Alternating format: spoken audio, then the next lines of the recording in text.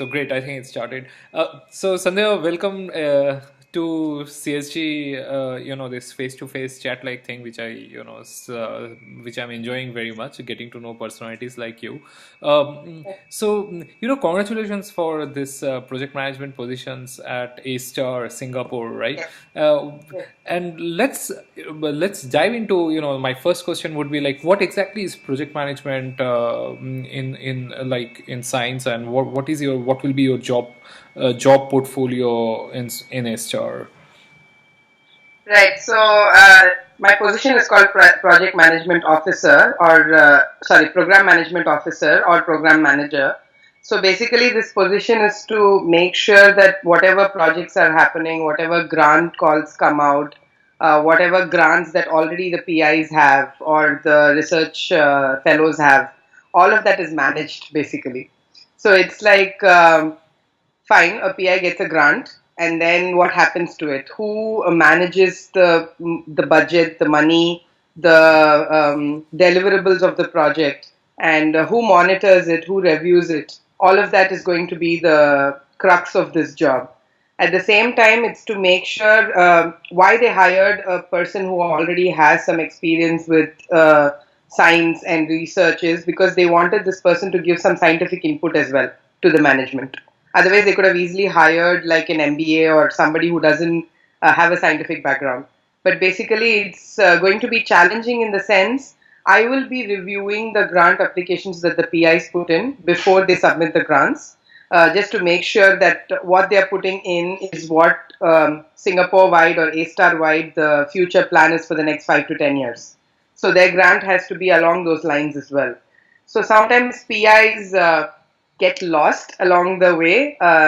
They are too narrowed down on their research topic, and then they don't realize that they have to go with the flow of the government's 5 year plan, 10 year plan, and so on. So overall, I will be handling project management, grants management, and also see there's a lot of MOUs, research collaborations, lot of material transfer, and all that happens in academia. Like for example, I would get some samples from the US, I would send over some samples, or I'll be collaborating with your lab and so on. All of this has to be documented because Right. all of this at some point is towards your KPI, or it has to be towards your review and so on. ASTA has been successfully doing that, but it's been done by one central body till now, and finally they realized that the volume is too much for them to handle because ASTA has 20 plus institutes under it. So each institute now is finally taking up this role of hiring their own program managers to handle their own academic agreements and grants and so on, because only the person within the institute will understand what is the science that's happening there. It's Absolutely. very hard for a central body to sit on top and then see, oh, this institute is working on imaging, then we need a specialist who does imaging and biology. I am the program manager of an institute called Singapore Bioimaging Consortium. So it's a consortium that consists of all the bioimaging groups in Singapore, as well as a huge biology group, which actually serves as the platform for all these imaging groups to work with. So it's a complete collaborative effort. If not for the biology group, the imaging group cannot survive. If not for the imaging group, the biology group cannot survive. It's like that. So both go hand in hand. So overall, the portfolio, in very simple words, is project management, making sure that the projects are going on track, they are following the deliverables. If there's a yearly review for each grant, make sure that PIs are ready before the yearly review, at least 1 month earlier. And the other portfolio is grants management, proactively seek external grants that are happening all over the world that Singapore PIs will be eligible to apply to, because now the funding in Singapore also is coming down. In the sense, what they've done in ASTAR, very simply to say, ASTAR used to have something called a core fund from the government. So all the PIs used to tap onto that and not apply to competitive grants because we had a lot of money in the core fund. But in the last 5 and the next 5 years, it's coming down from about 30 to 50% is going to be cut. So then every PI now has to apply for competitive grants. Otherwise, it's very hard to keep their staff on board. So Wow. that's the, yeah. So it's proactively going online, having contacts, and checking whether the PIs in my institute can apply for these grants. How can they collaborate with Australia, with US, with UK, with Europe, and see how they can leverage on the external grants that are available. So that's the other thing. And the third part is to actually draft all of these academic agreements like research collaboration agreements, material transfer, MOUs, NDAs, non-disclosure agreements, and all of that. Right, So a that's lot of very yes, right. That's very interesting because in US these things are actually done by the tech transfer office. yes. So it's kind of you will be juggling with lot of different kinds of work, which is also very exciting in that way. Yes, exactly. So the thing is, the tech transfer office, and we had something called an industrial development board, IDG they call it. So these two groups used to handle. So ASTAR as a whole has more than 6,000 employees Oh, and about 5,000 researchers and 20 plus institutes. It just got too much for these boards to handle all of this. And right. then they realized that the people on the board are not essentially scientists in these groups, the top main groups. Ah, So then right. they realized it has to be a person with a scientific background to understand why an MOU is necessary between that university and ASTAR, for example. Right. It's not just a legal document, right? Eventually, it's about the science behind the legal document. Absolutely. So that's the thing. Yeah, And absolutely. another thing, I think, based on my experience with media and my website, Biotech in Asia, my executive director was quite particular that I take up the publicity efforts of the institute as well. Because ASTAR pushes out content that, new papers, new research that's happening. And like I said, my institute is right in the middle of the imaging and the biology platforms. Right. So, yeah, the main showcase for our institute is how physicists, chemists, mathematicians, signal processing people, and biologists can actually work together. So that's the main showcase of our institute. Right. Yeah. So So in a looks cut, that's the job portfolio. very Yeah. exciting. So looks like you will be also involved in some kind of marketing, which is in some ways like the writing marketing briefs. I mean, not in that sense of marketing, but the scientific tech briefs kind of things to reach out to other people Exactly. and showcase. Exactly. And I'm actually going to be working with a new commercialization and innovation officer who's actually going to go and market all the technology and the prototypes that our institutes make. Right. So she will be proactively going and searching for companies to buy our technology because we have different magnets for MRI or a handheld bioimaging tool or something like that. So Right. she will be proactive, she or he will be proactively doing that, and I will be helping in that as well. Yeah. Awesome. So like quickly, so how did you figure out that this is the right career path after PhD? Like, and we will of course talk about Biotech Asia and your other initiative, but I just want to Sure, know sure, like how did this grant management happen? Like, where did you learn about sure. grant management? Okay, so actually, I submitted my PhD in 2012 and graduated in 2013, almost 9 months after I submitted. But I'd already started as a postdoc, so-called postdoc, in the same lab that I was working in. Right. And eventually, my idea was to leave the lab in about 6 years. I was there only to finish off my papers and get it published and all of that. And 2014, the start, I moved to ASTAR. And my idea has always been to become a PI. Always. My ultimate goal was that. But then I had kept my mind open because I am quite a competitive person. And I kept my mind open saying, if I don't get a PI, what next? Because there are high chances of me not becoming a PI. So when So, did that realization? so 2014 August, I joined something called an A-Star Postdoc Society, which is actually involved in career development and giving career options for postdocs and so on. And at the same time, I was reading a lot what was happening in biotechnology and all of that. And I think all of this made me sit and think like, what next? If not a PI, what next? Right. And then I started, adding myself to groups on Facebook, CSG, and all of that. And then I saw that, the big problem of all of these well-trained PhDs, and then we don't know what to do next. We are there with all of this training, all of these years of toiling and studying and publishing all these papers.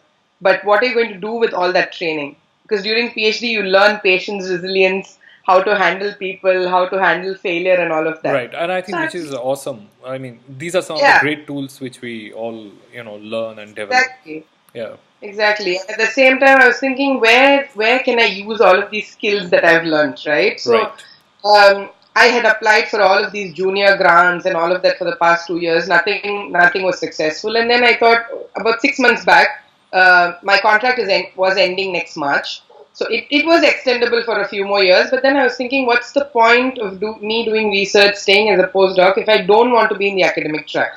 Because grants aren't happening, nothing's looking positive, and at least family wise, we weren't in the move to leave Singapore. So then I was like, within Singapore, it's very hard. So what do I do? So then ASTAR made this decision that all of these institutes should have their own program managers. That's around the same time that I was thinking what kind of a job that I need.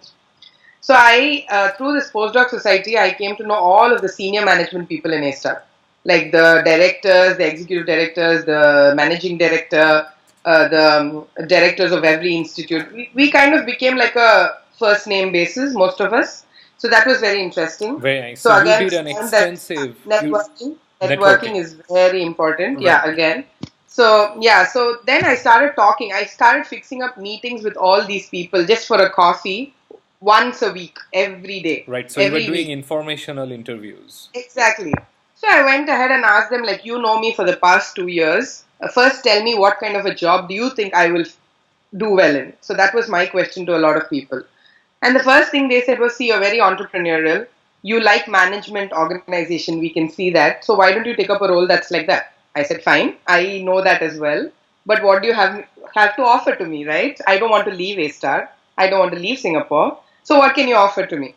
So then they gave me a lot of options, and finally, in about I think 4 months' time, I was offered this position in my own institute. So I actually didn't apply for it or anything, but it was all through contacts, Right. and they just felt that I was the right fit. But the thing was, if I hadn't asked in the first moment, I would have never got to this position. So I should have got. I would have. It's successful because I went out there and asked people. Right. See, I don't want to leave your organization. Please keep me here. I don't want to do research. That kind of a thing. Exactly. So you So I reached had, out. yeah, yeah. So I had offered to take up commercializations innovation in the actual tech transfer office. Right. Then program manager for this institute or another institute. I decided to stay in this institute because I've been here for 2.5 years. I know all the PIs. I know the science that's happening here. It's easier for me to, transition into the role. If it's a different institute, I have to relearn everything.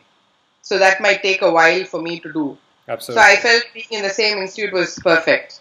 And commercializations, innovations to a certain extent, I didn't want to take it because I will be doing that as a part of my startups. Then, it will be like I'm doing a day job also the same thing, and my Right. entrepreneurial venture is also the same thing, and I didn't want that. So that's the main reason. Yeah. Got it. Oh, that's awesome. I Hmm. mean, so that's how the transition happened. I think that's the perfect, network-based job, and this is what we Yes. always. I started, I would hear it a lot through internet, through cheeky Yes. scientist and all, and probably this is my like the first time I'm seeing you that having getting it like even without applying, it's being offered, and I think that's a great Actually, way. most jobs are got through contacts. Exactly. I Most. mean, Yeah. I don't deny that. But like, especially after even when I went through my own experience, and I think Chiki has also been telling it repeatedly that Yes. these things might take time, but this is worthwhile. That time is worthwhile because you know what you are getting into, and plus it also Correct. shows that you are passionate. Like at least you will enjoy what you are getting into because of the amount Correct. of time you are Yes. giving into it. No, that's so. Let's quickly now jump into like your entrepreneurial side. And we all know that Biotech Asia, you developed this Biotech Asia. So how did Biotech Asia happen? At what juncture? And what was the Oh wow. inspiration? Yeah. So 2014 August, I used to live together with my friends Lakshmi and Prasanna. So we used to be roommates and we did PhD together. And Lakshmi had just graduated in 2014, and then she just came home casually for a coffee, and then we were chatting, and she was like, "I don't want to do a postdoc. I don't want to stay in research. I want to do something different." and her husband was an entrepreneur in tech as well. And then he was saying, why don't you be your own boss? Do something, that you can do yourself, and Right. you can enjoy every day. And somehow, after a lot of ideation, a lot of ideas that we worked on, and then we realized it's not feasible and all of that, we just thought, let's start a blog, write science in simple English.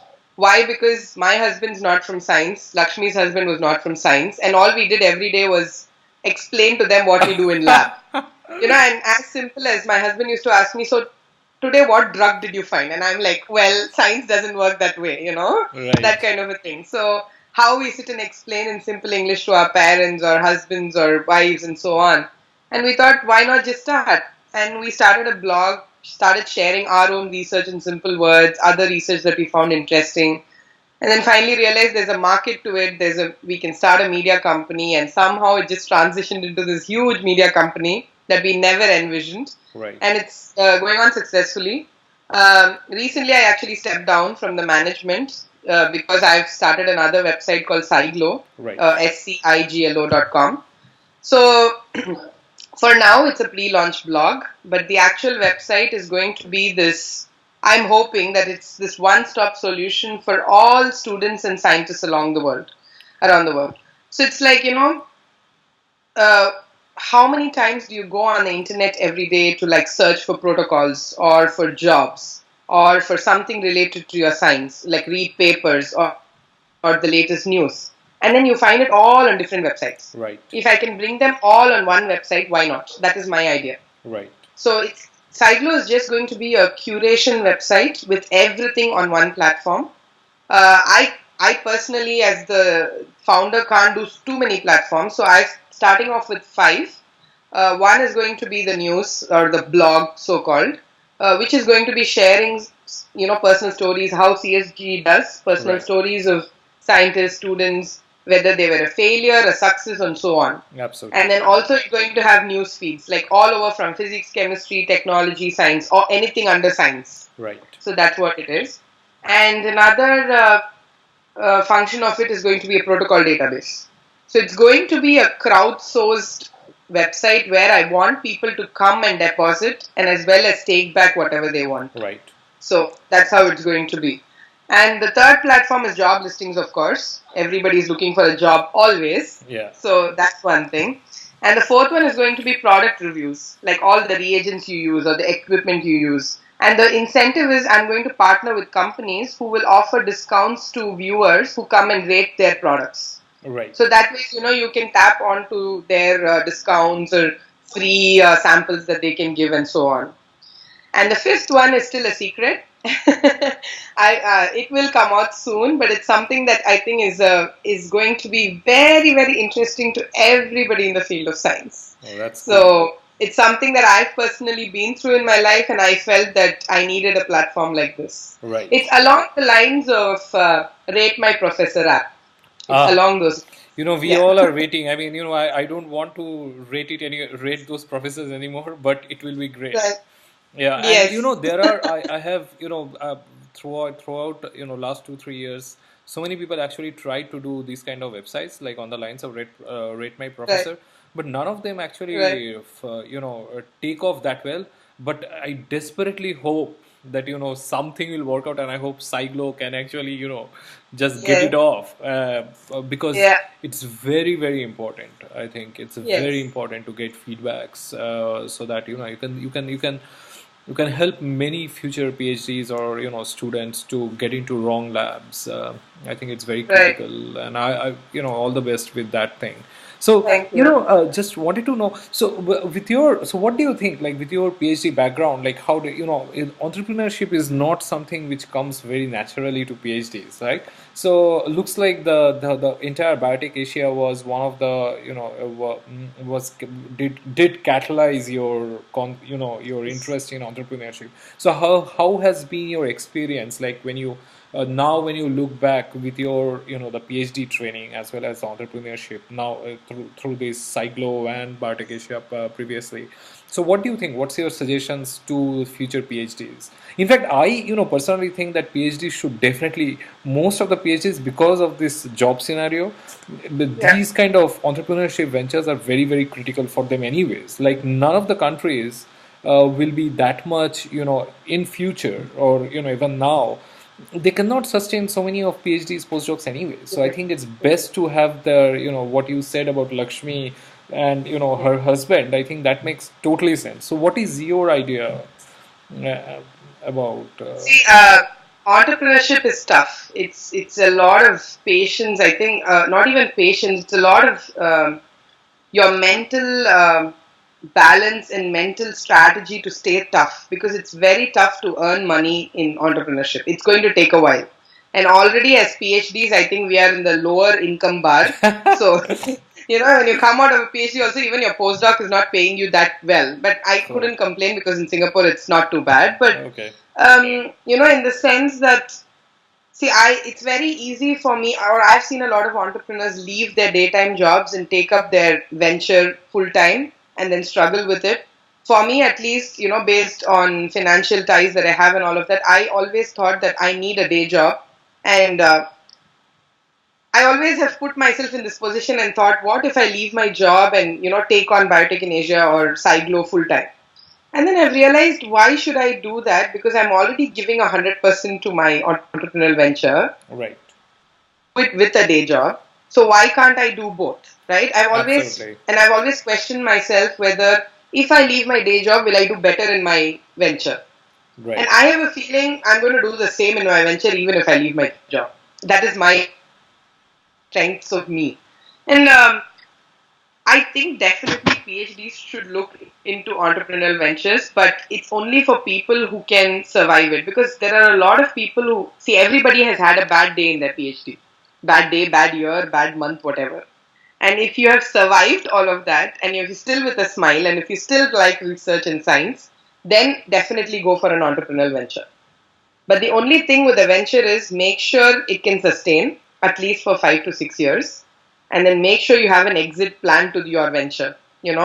It's like not something that, oh, I thought of an idea, now I'm going to start it. It's not like that. You have to validate it. You have to make sure that, see, eventually everything is about money in the end. Whatever it is, it's all about money. right. We are earning for our future, for our kids, for us to live better, and so on. So if your venture, you put in all your sweat and blood, tears, everything into it for like 3, 4 years, and then realize that, oh my God, this is not going to work.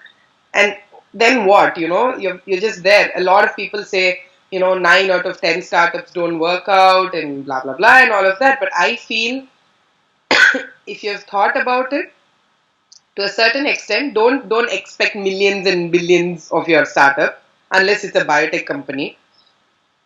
But if it's a platform or a website or something that's going to help your peers and the future generation, then think of making about 1 million out of it. But how will you get there? I'm sorry. No, that's fine. And the thing is, when you start an entrepreneurial venture, make sure you have a good team in place. If you don't have that, if you don't have that support system, it's going to be very, very hard. Don't think it's going to be a one-man show. It just cannot. You cannot survive just being, you can't be the CEO, the CFO, the COO, and everything of the company. Right. You need a team that can help you. Maybe along the way, you might realize, okay, my teammate is not working out, not working with me. It's just not working between us. Then have a chat. It's all about communication and talking to them. It might be just misunderstandings or something like that. Sometimes it gets solved, sometimes it doesn't. Then you take that step back and you think, do I need this person in my company or can I let him or her go? Can I get another person to replace? Or if he or her is very, very crucial, try to mend things between you both. That's how it works. Right. So So you got to develop a lot of management skills also, like the a people lot, management a lot. I skills. think that's what is kind of fitting me into this new role of program management as well. I Right. don't think I could have very easily taken up this, or I wouldn't have been even offered the job if not for my entrepreneurial experience in the last 2.5 years. Yeah. Absolutely. So great, and so let's end it up with what will be your suggestions to the PhDs and postdocs, like be it in Singapore or anywhere in the world. Like what do you think worked for you, and what do you think what will be the take-home message which you want to give to the PhDs and postdocs, or in general, Right. undergraduates? I have three messages. First thing is always ask. Whatever you're thinking, whatever you want, you go ask. Because if you don't ask, you'll never know if it's a yes or a no. And if you ask if it's a no, fine. But if it's a yes, then you succeed in what you wanted, right? So ask. Because a Right. lot of people hesitate to just ask, to send out that one email, to set up that one meeting, to put up that one question in a forum. People think so much. Yeah, But totally. life is so fast now that nobody's even going to remember if you asked a dumb question. So just go ask. Big deal. Yeah. Second one, network. Most jobs are got through networking. Most of the promotions are got through networking. Most of the best entrepreneurs that have been made and the best companies that have exited is through networking. So network, network, network. I always say this in all my presentations, all my interviews. You have to network. You have to break that shell. You're not a geeky scientist with specs and a lab coat in a lab. You're not. You have to network. Come out. Even, you might get the best collaborators by networking. So that's how it happens. Absolutely. And yeah. And the third thing is the future of the world, of our kids, of the future generation is science. It's going to be science, biology, healthcare. You're in the best stream of education that you can ever be. And I think we have to be more proud that we are scientists, more proud that we are researchers, even though we don't see the ultimate product immediately. It's what is going to sustain life and keep this world the way it's supposed to be. So I think we should be more proud of it, more happy about it, and it's not being arrogant or whatever, but be really, really proud that you're a scientist or a researcher. Yeah, that's what I have Awesome. to say. Yeah. Fantastic. I also learned a lot. That's great. That's the fun of these interviews, anyways. Thanks, Yeah. Sandhya. So, my idea is to keep these interviews somewhere about half an hour. But Sure. it was a pleasure talking to you. Yeah. Definitely. And thanks for Thank you. being in CSG and being helpful. Yeah. Oh, yes, Yeah, definitely. great. Anytime. Yeah. Yeah. Thanks.